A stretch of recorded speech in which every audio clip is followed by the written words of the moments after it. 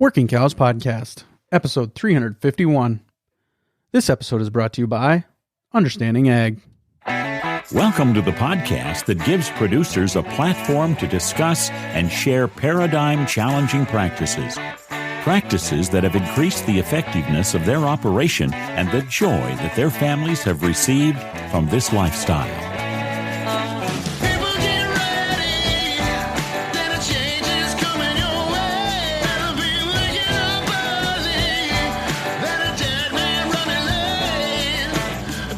Howdy, everybody. It's Clay Connery, host of the Working Cows Podcast, recorded exclusively in the Understanding Ag studios, and this episode is brought to you by Understanding Ag. You've probably noticed that we frequently feature Understanding Ag's experts on our show. Well, there's a good reason for that. Understanding Ag is the world's premier regenerative and adaptive grazing consulting company, which was created for farmers and ranchers by farmers and ranchers. People who have been there, done that on their own regenerative farms. Understanding Ag's consultants aren't in the business to sell you costly inputs. Their sole mission is to help you understand, then grow your profits by applying regenerative principles and practices so you can grow healthier soil, food, farms, and futures, all while reducing input costs. Discover more at understandingag.com. You'll be glad you did. That's www.understandingag.com. Very excited to be joined today by Doug Voss, Kim Barmann, and Eric Fuchs. Going to be talking to them today about the Soil Health Academy and what the Soil Health Academy offers and the way that it's structured and how it's built and some of those things. So really excited to be joined by them. Doug, Kim, Eric, thanks for joining me today on the Working Cows Podcast. Thank you. Thanks for having us. Thanks for having us, Clay. Yeah, very excited to have a conversation today about Soil Health Academy. So let's start by telling our audience what the Soil Health Academy is. What is this enterprise? Well, I can sure take that on, Clay. As president of the Soil Health Academy, we're actually a nonprofit 501(c) organization that we focus our efforts on helping individuals understand nature's time-proven regenerating agriculture principles, and in order to do so, we can grow healthier soils, food, farmers, communities, and health. And that's through, mainly education, and we do fundraising to help individuals attend schools as scholarships. Sure. Yeah. How did you end up getting involved with Soil Health Academy, Kim?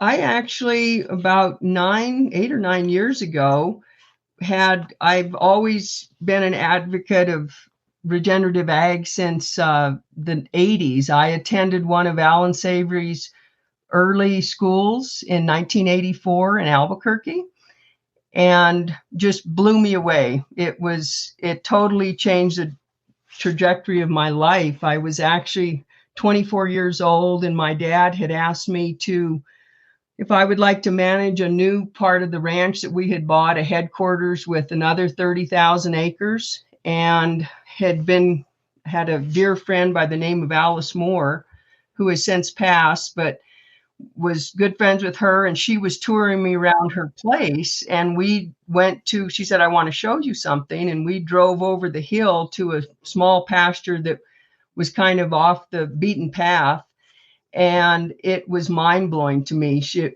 had it in cut out in cell, more or less kind of the old cell grazing type, for about 4 years, and the fence line contrast was just huge. And I said, Alice, what are you doing? And she said, you need to get to an Alan Savory school.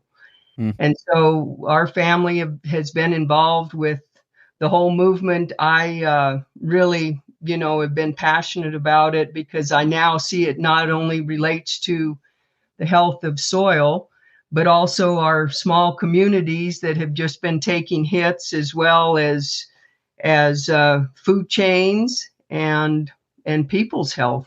Yeah, very good. Yeah, what is the purpose and mission of this organization? Why does it exist? Well, I can take this one, Clay, and I'm going to read our mission statement first just to kind of lay that out. So the mission of the nonprofit Soil Health Academy is to teach and assist farmers and ranchers in applying time-tested ecological principles and biomimicry to regenerate our living and life-giving soil. And restoring the health of our soil's ecosystem, we will restore the health of our bodies, our farms, our communities, and our planet. And honestly, first we are educators, and that's the main purpose of the Soil Health Academy. And it's funny, we've been actually kicking around since Doug and I and Kim have started on the board here together of probably looking at re-looking at that mission statement, because we want to train everybody.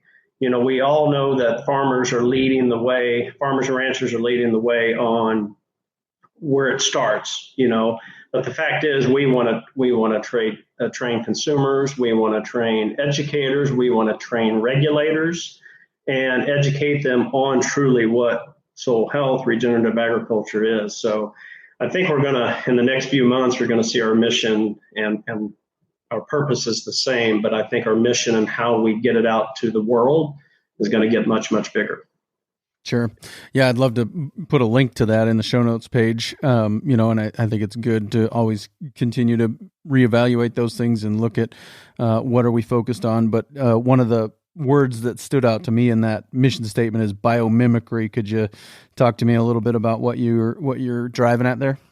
Yeah, I think we're looking at working with nature and not against nature. That's what I think about when I think of biomimicry. But it can be so much bigger than just with the soil. We want to. I think it wasn't that long ago, we had a pretty good system with our communities and with our agriculture and how we worked together as communities, together with diversity, as one of the 6 principles. But I think biomimicry, while we think of it as nature and that, it can be so much bigger on communities coming together with our health, with everything else. It all starts with the soil. So when I think of biomimicry, Doug or Kim may want to add more, but that's what I think, working with nature instead of against. And we see it in so many different things, from the Corps of Engineers to people building bigger levees or trying to fight floods, nature-based solutions, something that we can actually work with nature instead of constantly trying to fight it and constantly, to be honest, losing.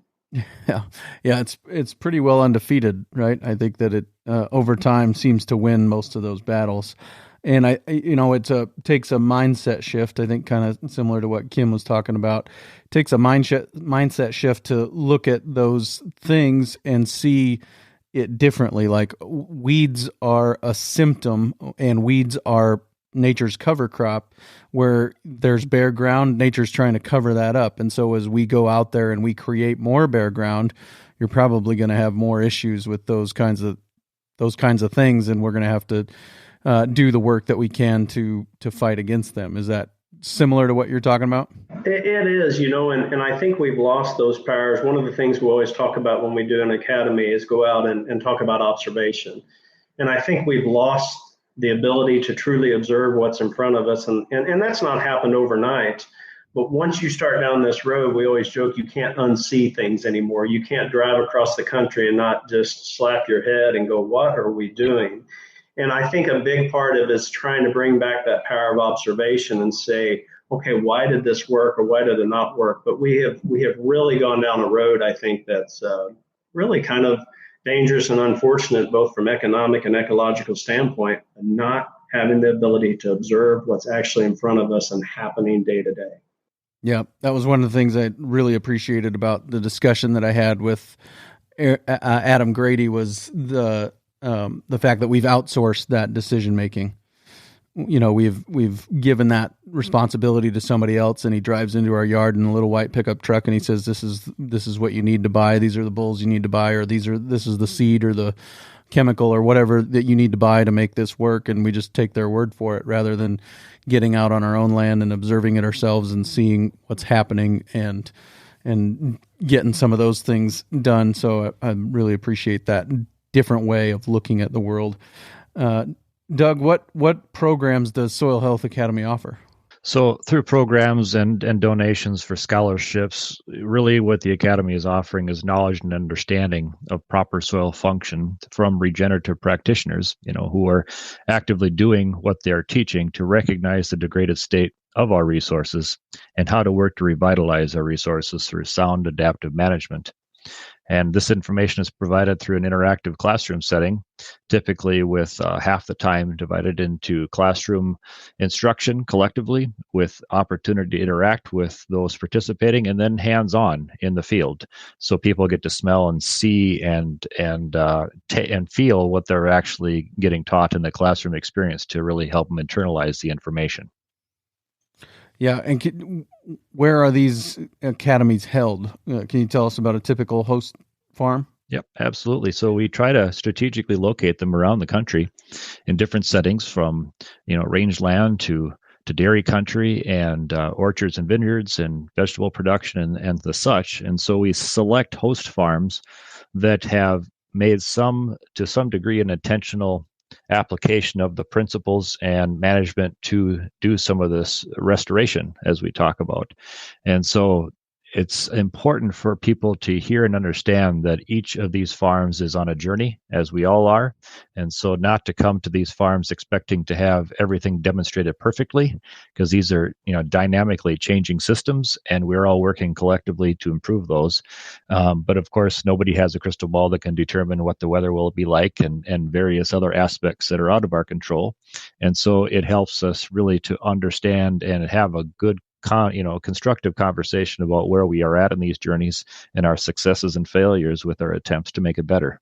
So there are opportunities to attend these all around the country and to attend these in different types of operations, right? You mentioned a wide variety of operations, and I always think that it's valuable to go somewhere other than your backyard to attend these kinds of things. And also I think that there's probably some value in attending one maybe in a operation that's not exactly like yours. And when you start to apply the 6 principles of soil health, really the operations start to look a lot more similar. In my mind, there's livestock integration probably on some level happening in most of these scenarios, so that it's not like you go to a crop-based soil health academy and you are, it's totally foreign to you because there's no livestock there or anything like that. Would you say that is, that's kind of my assumption. Would you say that that's accurate, that as we start to look at things, with that new lens that Kim was talking about, that these operations become more similar and that there's something to be learned no matter if it's an operation that's exactly like yours or not?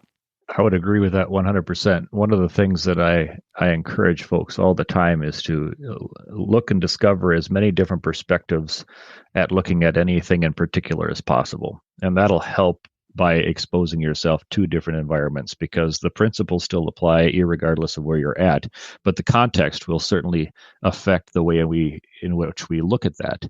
And whether it's like you said, a cropping operation and how soil health and microbes affect that production cycle that may or may not end with the sale of a grain product at the end, but how that may then continue on with a livestock operation and how it's going to affect the production and the resilience of the livestock herd. And of course, it never stops there, right? It eventually gets to the consumer, and in the process, what kind of improvements or degradation have we contributed to with our efforts? And so having a new way to look at something from a different angle can always provide benefits if we're looking. Why should those interested attend, in your mind? What makes this something that people should consider? I think it's the experience as much as anything. We try to make these academies perfect from beginning to end, not only for the host farm we pick, the food you're fed, and the amount of people you get to interact with. And so it's so good laying the basic framework in.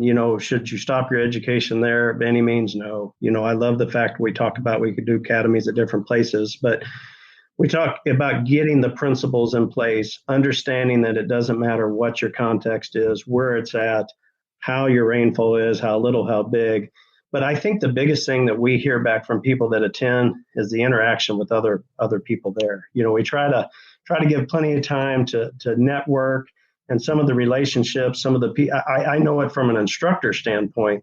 We meet lifelong friends that we continue to talk with from there on out. But it lays that basic framework to say we can do something different. We're trying to tear down those paradigms. We're trying to show that this is a new way, both economically and ecologically, that works. And so that relationships are good. And again, we're not just talking from the ag standpoint. We have a lot of attendees anymore that are coming from the health side or the consumer side. And I think that's where we know we're really making an impact when we pull those type of people to these academies, and to see the change, like Kim just mentioned her first training, how it just absolutely changed her life. You can't leave one of these academies as an instructor and not have your life change to see how these people end. So I think that's the main reason, just to tear us out of those things we've always thought to be true and change our lives for the better. What percentage of each of these academies is made up of people who've been through one before? Do you have a sense of how many alumni might be at an academy at any given occasion?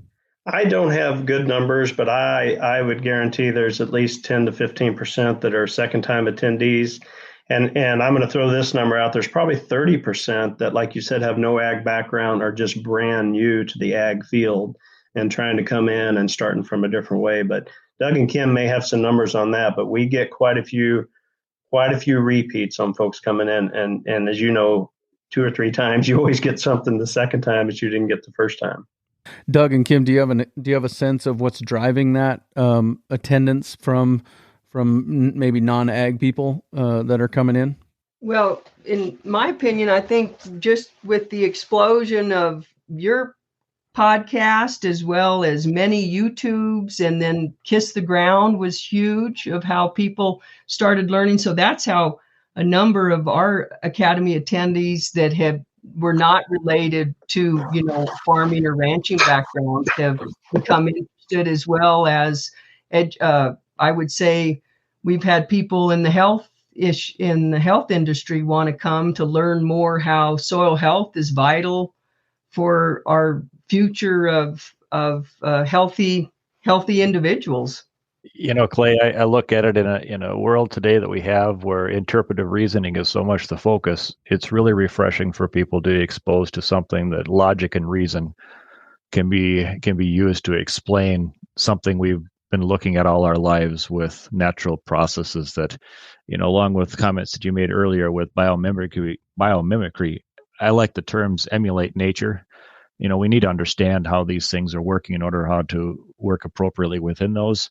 And I think people find that refreshing, and they don't have to be on a tractor or on a horse or managing livestock. They're eaters, they drink water, they breathe air, and so it matters. And so I think we're having an increased awareness for folks from all those different perspectives, and that's why we're seeing the diversity in the classrooms that we are today.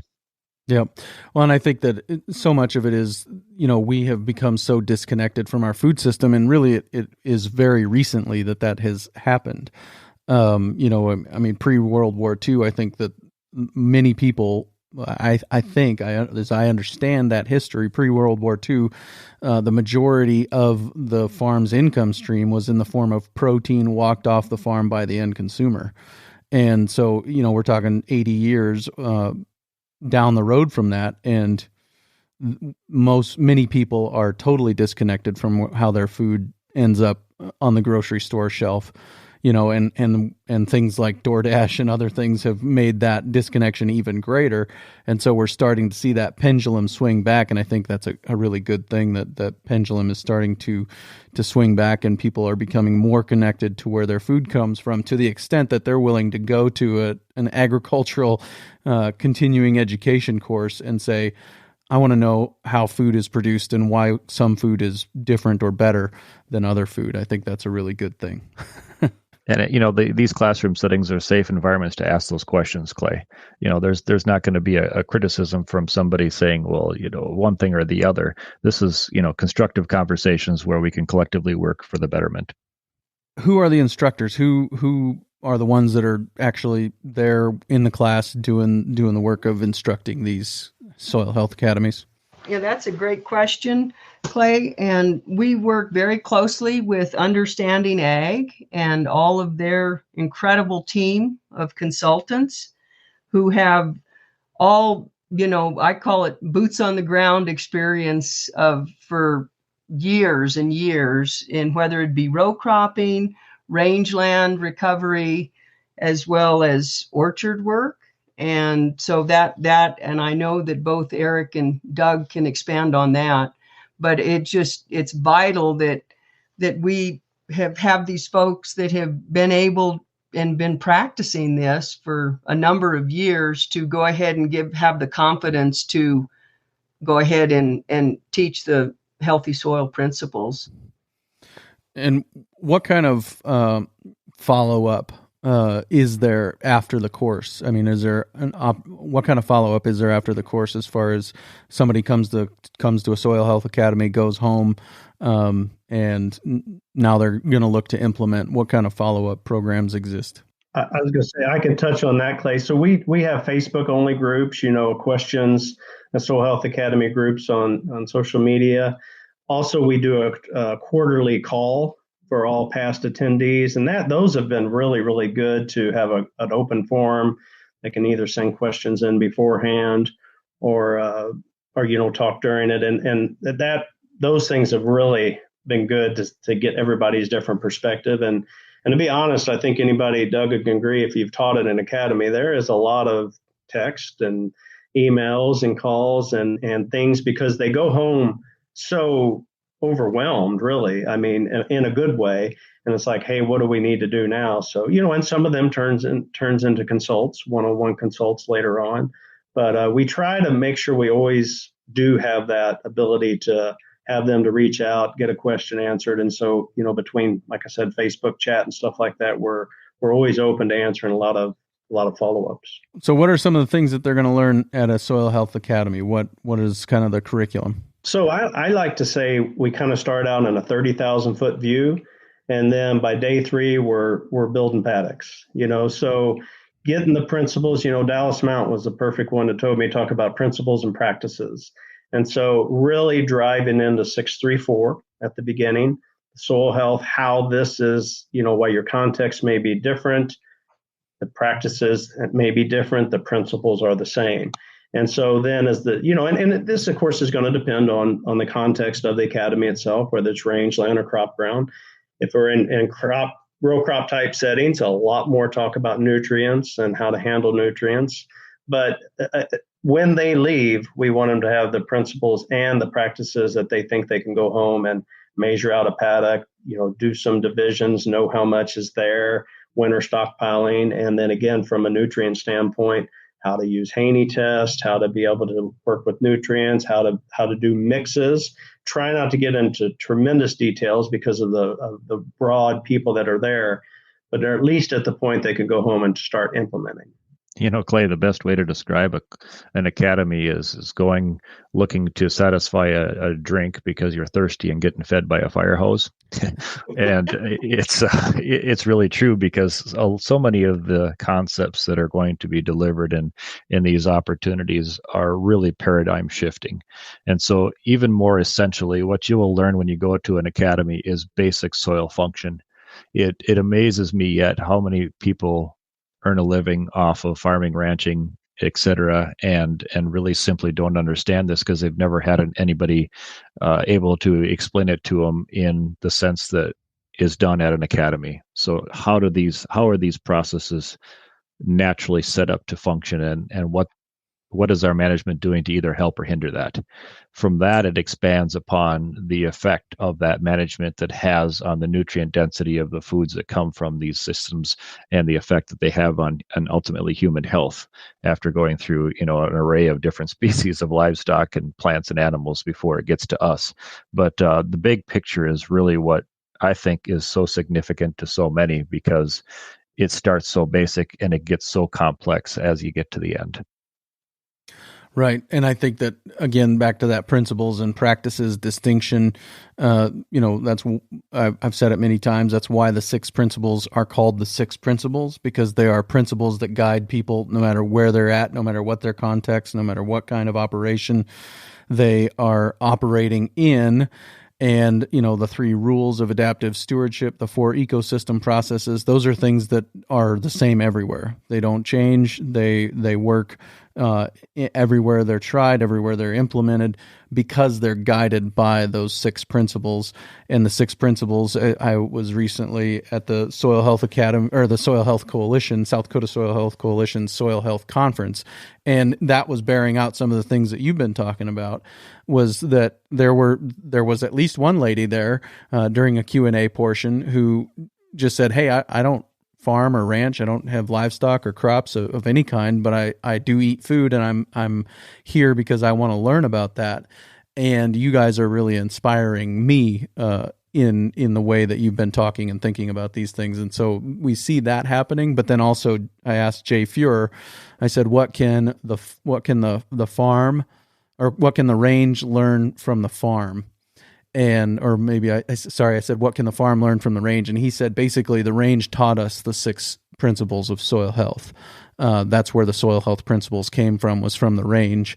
And so, and then I asked the same question to a range guy, and he said, well, that's true that the farm learned the 6 principles from the range, but the range is learning those principles because they've been distilled by the farmers and put into a consumable format. And now we can go back and look and find, oh, well, we've got bare ground here. We've got these broken ecosystem processes in our rangelands, and go and put those into practice. And so I think that it's bearing out some of these things that Soil Health Academy has been trying to teach people, and the curriculum is designed the way it is to give you that 30,000 foot view. Back to what Kim said at the beginning, because really you've got to change the way you see things. You've got to be able to. I think Eric was the one who said, drive across the countryside, slap your forehead, and say, "What are we doing?"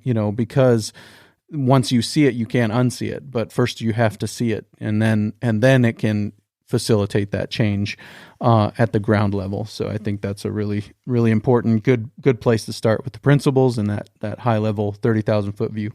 Let's take a quick break and hear a word from our sponsor today, Understanding Ag. We've been fortunate to feature some of the world's leading regenerative ag and adaptive grazing experts on our show. And many of those experts are farmer-rancher instructors for the nonprofit Soil Health Academy. This year, you'll have several opportunities to experience and profit from attending one of their remarkable on-farm schools and workshops. Whether you're interested in learning more about diversifying corn and soybean rotations to increase profitability, merging multi-species in marketing, grazing on high plains and in northern environments, regenerative farming and ranching, or enhancing profit and production in your beef or dairy operation, the Soil Health Academy has a school for you. One of the best investments you can make is in yourself, so visit www.soilhealthacademy.org to learn more and register. Financial assistance and scholarships are available. So what academies are scheduled for 2024? Do you have some of those already booked out and scheduled? Yes, we do, Clay. There's 10 academies scheduled, but what I would love to emphasize is, if everybody that is interested, is to keep checking back to our website, because we hope to have more coming on towards the latter part of the year. And and they're in all parts of the country. We have them from the East Coast to the West Coast planned, and our ones in California are going to be 2 of the most current ones that are going to happen here in a month or so. So they can find that at soilhealthacademy.org, and that will be linked in the show notes page for today, workingcows.net/351.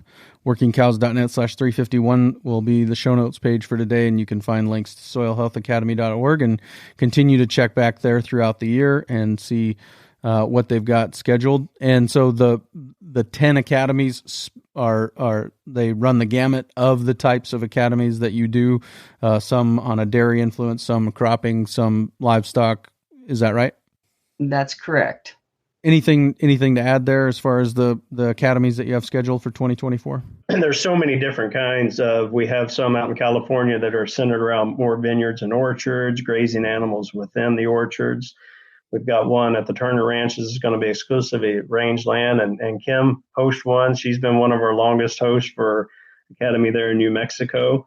We've got two actually in row crop, Iowa and Indiana, that are exclusively more of row crop, and some of those people are doing livestock in Iowa, believe it or not. So trying to integrate that. We've got one down in Mississippi that's really does a lot with the processing side of it, marketing side of it. So, and then of course Doug and the dairy guys, and then we've got, I believe, 2 or 3 in Canada, based off different contexts what they have up there. So we try to pick everything or every different environment the best we can, and also, as Kim and Doug know, we're getting calls every day. I took a call of somebody wanting to do one up in Idaho, so we're already planning out the academies for 2025 right now, because there is a lot of planning that goes into getting them. So definitely a lot of different environments for people to pick from. Sure. Yeah, Eric, could you tell us a little bit more about the Battlefields to Fertile Fields program? Absolutely. So it was a few years back, we decided to work with something, see if we can work more with vets on their transition out of the military.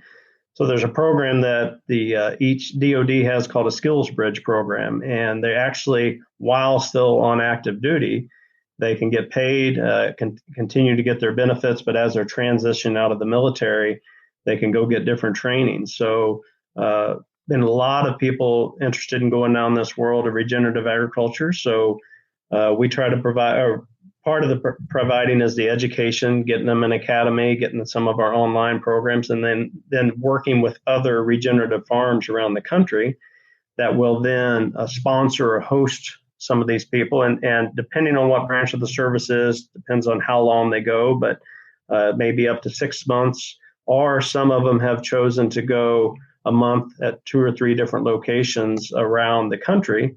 And so while they still get their pay from the DOD, we try to provide them their expenses to help with travel, education, and things like that. And we've had a tremendous interest in those programs. We're still getting more funding for them, getting it kicked off the ground, but it's really neat seeing folks. And a lot of these guys have had no background whatsoever, but see this, read something, most of them have heard a Gabe Brown video or watched Kiss the Ground, so they want to try it. So it's just a great program to be able to work with vets on their transition to the civilian life. Yeah, very good. I see the Turner Ranches. One is in right in my backyard in Pierre, South Dakota, July 9th through the 11th, High Plains Grazing and Next Level Benefits. And it is bison. So that'll be an interesting one, opportunity. Are any of you all going to be at that school in particular? We don't get lucky enough to go to that one. I'd love to be on the Turner Ranches, but I've been in that area a little bit. But honestly, you point out something good there. That's one thing we try to do is spread out the instructors at these academies for different places. So it allows the difference to be able to see different environments as well. But not lucky enough to go to that one. And we talked a little bit about the soilhealthacademy.org website, the opportunity to go there and find out more information. And I see a pretty extensive resources section there. Any other things you'd like to cover there as far as the Soil Health Academy website is concerned? I can add a little bit there, Clay. We really are looking at where we're at as an organization right now with what we've been doing well and how to really expand upon that. So I would just suggest that folks, check back periodically to see what's potentially being expanded upon and changing. And I think we've got some good things planned for the future. Yeah, and I can add to that, Clay, too. There's so many people that reach out to us that are really starting this journey. And so we want to provide as much stuff as we can from past webinars, from podcast, everything else for them to, get as much. If we had our way, once they came to an academy, we want them to know a lot of the basics already. And it just makes things move forward from there. So, the entry would be to come to the website, see all these webinars, maybe do Regen 101, which is a very well put together online course. And then the next step would be to come to an academy and expound on it even more. So, like Doug said, stay tuned. I think things are going to be changing. The other thing I'd like to add is that I really look at the academy as, and I wish folks would maybe look at it more so this way, but almost a prerequisite to some one-on-one work the consultants from Understanding Ag do with clients to establish that foundation and firmly get your footing with the concepts can save a lot of hassle and confusion, I would say. It's hard to overstate the significance and importance of having that foundation before you look at your individual context in your own farm and ranch. Yeah, sure. And Clay, I would love to add of just the like-mindedness of the folks that are at these schools, that it was a huge motivator for me back in the 80s and continue on to always seek out. And so I think that it's a great community that people can join. And then as Eric pointed out that, that we have these follow-up calls, as well as people can get on webinars that are offered by UA and just continue the journey of learning along with a tremendous amount of observation. Yeah. Kim, talk to me a little bit about the loneliness of the journey that you were on in the 80s. Well, being the only one, probably the only one in your neighborhood implementing these kinds of things or. Yeah, actually there was about 6 of us, and we actually started the Northern Holistic Pioneer Group. And after about 3 years or 4 years, I think we dissolved it because it would just be us 6 ranchers. But I'll say my daughter's term of she says, "Mom, you can be exhausting." And I said, well, I'm with so many other amazing, exhausting people, from the remit of connecting up with Ray and Gabe, and how that happened and how I became to be part of the board is I had been offering, soil health class, we've been doing 1-day schools for, years. And I had a stint away from the ranch for about 8 years, and there had been nothing. And so I came back. My daughter was working in the extension, and we started doing every year doing a class on, soil health. And I had seen numerous, Alan Savory had sent me one of Ray's clips on the soil health, on soils. So I started calling Ray.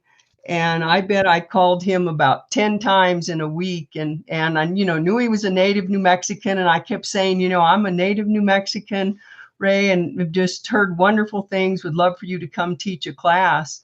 And he'd been real busy teaching somewhere. And he called me back and he said, I've never met such a resilient woman trying to reach me. And we instantly bonded and talked for like an hour and 15 minutes. And then the next year, he was able to get Gabe to come. And of course, we just developed an instant bond and an amazing friendship. And I'm grateful for that. And when they were starting Soil Health Academy, they asked me, and I said I would be absolutely honored to help carry on this such an important mission. We talked a little bit about the funding, but who can apply for scholarships? Who are these scholarships available for? Anybody that's interested. We do get a lot of young ranchers and farmers, but we, as both Doug and Eric had pointed out, we have people that are just people wanting to learn about soil health, since they may have health issues or either have seen YouTube or listened to a podcast. But I would say probably a good 65 to 70% of our scholarship applicants are individuals that are definitely wanting to increase their knowledge of soil health and are either beginning ranchers or have been longtime conventional ranchers that are wanting to educate themselves further and to change. Then we have educators that can come, as well as people have had people from the background of, that their great grandfather had a place and that they're now wanting to learn more about soil health in any way that they can to kind of swing the tide in a different direction than conventional. Sure. Is there a place where you feel like Soil Health Academy is more well established or represented, or maybe an area of the country where they typically are hosted more than another? We definitely have more challenges in some of the I states, and that's probably a place that, as we drive around and beat our heads, like we talked about, that is some places that we really need to have it. But that's where we're going to continue to go where we're needed. And but probably a lot of range stuff, a lot of grazing side, the dairy side, Doug can talk about more. But like I said, we've got two in one in Indiana and one in Iowa, and we get a lot of people come to those. But like I said, that's, I think, the place we probably should work even more. But as we mentioned before, I think we're going to go to where people want to hear too. And so, and that's what we have found as a board in a very short amount of time. It's people that may be beyond agriculture. And what's funny, if I can add a little bit, when we teach these academies that we're talking about doing with healthcare practitioners, or as I like to joke, mama bears, they're going to be taught with the very same format. They're going to be taught the principles of soil health. They're going to go out and dig. They're going to do infiltration tests. They may learn how to set up a paddock. But it's all going to be in the realm of also then of how does this work in regards to what you're doing, making good food choices, or making regulations, or teaching young kids, or healthcare. And so, those are going to be held all over the country as well. So I had to get that little segue in there real quick, but they're going to be done much of the same way. But definitely different places probably could use more help, but sometimes harder nut to crack. Yeah. Is there a specific concerted effort to reach out to those individuals, or are they just hearing about it through things like Kiss the Ground and saying, I want to go and get educated myself? Do you have a specific program targeting those individuals? I would say communications are something we're always evaluating and reevaluating how effectively we can convey that message and provide the opportunities for folks to get together and learn more. But kind of like Eric said too, you still have to wanna. We can't force anybody to want to, and so it's really having conversations about where folks are at, and even addressing things appropriately with what's on the producers' minds currently, to see how the information that we offer can offer something with those concerns specifically, and then moving forward. It's really a wherever you're at. We can get together, we can have a constructive conversation. And sometimes it's as simple as planting seeds of all natures, and some take longer to germinate than others. And so we're willing to plant seeds wherever we can. And whenever the timing is right, we're willing to have those conversations. It's the difference between I won't and I can't, right? I won't is way harder to overcome than I can't. Absolutely. I can't is an issue of learning and knowledge and understanding. I won't is an issue of the will, and we know how hard it is to change those. So is there a specific nut that you are trying to crack as Soil Health Academy, like a challenge that you see that this has got our attention, we're trying to overcome this and work on fixing this issue? I think I can address a little bit that, Clay. So we always talk about the three-legged stool. And if, the way we look at it, our purpose with Soil Health Academy, Understanding Ag, and Regenified is all the same. And it does change agriculture across the face of the planet to a more regenerative system. I'm one of those guys that doesn't think there's nothing that can't be solved by this movement, whether it be healthcare or ecological or water quality or what have you. So one really important thing that we want to do is tie those three-legged stools together. They come in, they get educated with Soil Health Academy. If they want, they can move over and get one-on-one with UA. And then as we create these products that are more nutrient dense and have a higher value, higher quality, then we market them through Regenified. We can say that's selfish from a standpoint of three different companies, but it's not. I've seen the purpose of everybody that works in this company and everybody that owns this company. And it is truly to change agriculture across the face of the planet. And I think that's when we kind of saw that as a board of we're the entrance point of it. And I think for us to get it right and educate it right, all the other comes into place, because people don't know what they don't know. And we see that so many times in the medical field. I worked in drinking water forever, and people did not really realize that there are solutions out there that can be implemented now with existing technology and economically make the world go better as well, bring communities back together. So I think we're the entrance point on Soil Health Academy, and what we do and how we formulate it's going to make all the rest of it successful as well. That's the definition of a big, hairy, audacious goal. Change agriculture across the face of the planet. Obviously, it takes money to run these programs. Where does Soil Health Academy get its funding? I'll tackle that first, Kim, if you want to go. So we do get money from many different donors. We've had some very good companies we've worked with that have been very nice and helping us. General Mills, Wells Fargo. There's other donors from individuals. But that is something that we want to continue to grow on. It does take money to get this going. We do like being able to provide a lot of scholarships for people. We expect them to have skin in the game as well. But, this is a solicit as well to try to, if people want, because a lot of people want to actually do hands-on to try to get this movement, but other people want to do it in the form of monetary. And so when we talk about getting out and training, it does cost to put these academies on. It costs to feed them like we do, but we want to make this available for as many people as we can. And with that, we definitely, we need help.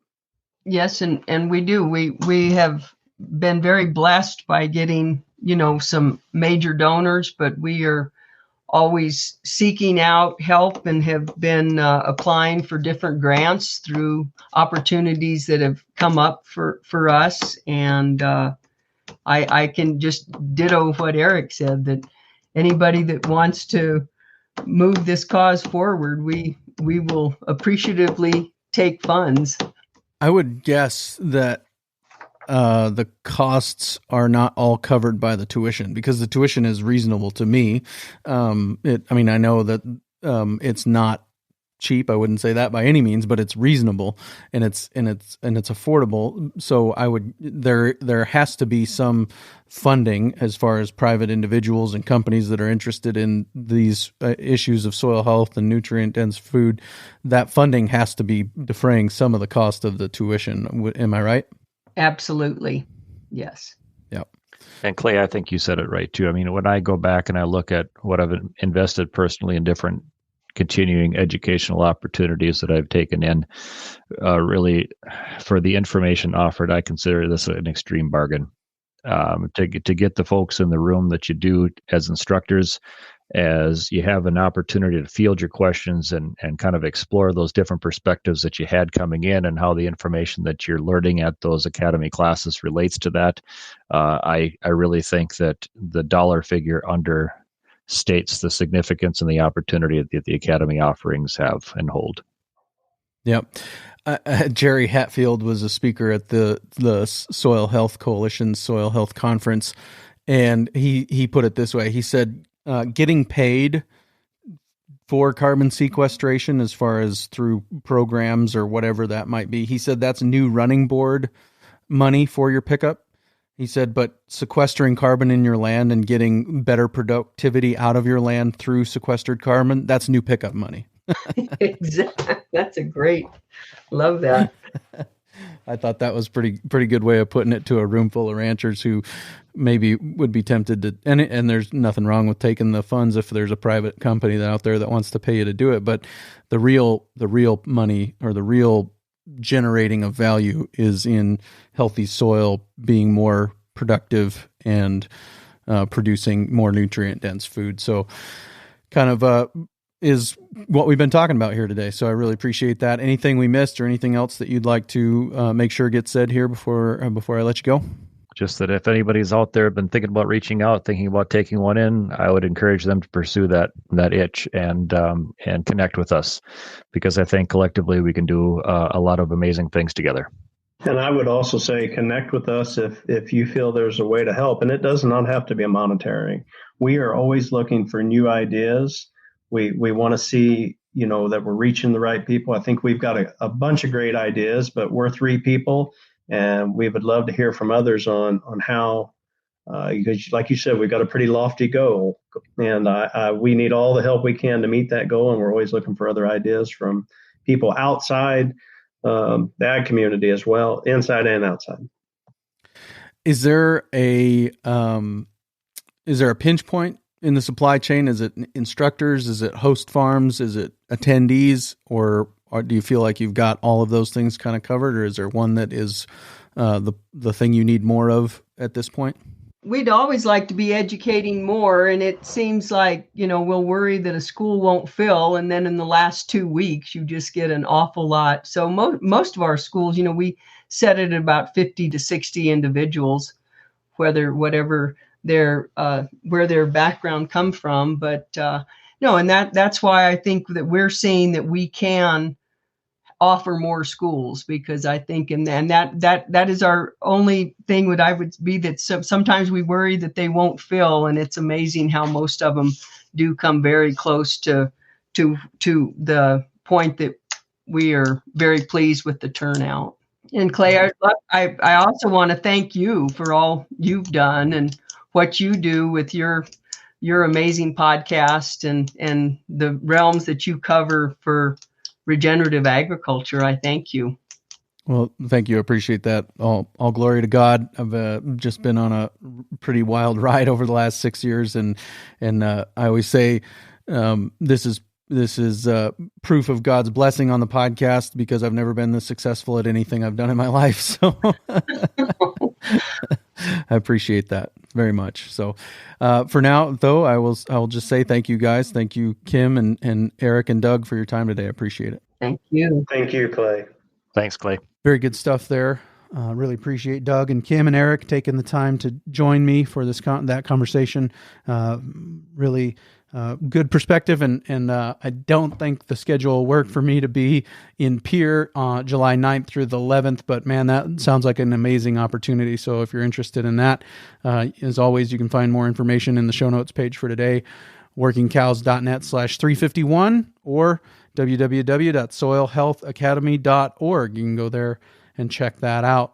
Coming up next week on the Working Cows podcast, we will be talking with Ryan White of Snaplands LLC, and we're going to talk to him about how the company got started and about what the company does by way of rangeland monitoring systems and helping producers input and verify the land stewardship that they have been implementing, and making sure that they have an answer for the questions that people ask about whether or not their cattle are really doing good things for their land base. So look forward to that conversation with Ryan White coming your way real soon on another episode of the Working Cows podcast. We'll see you then.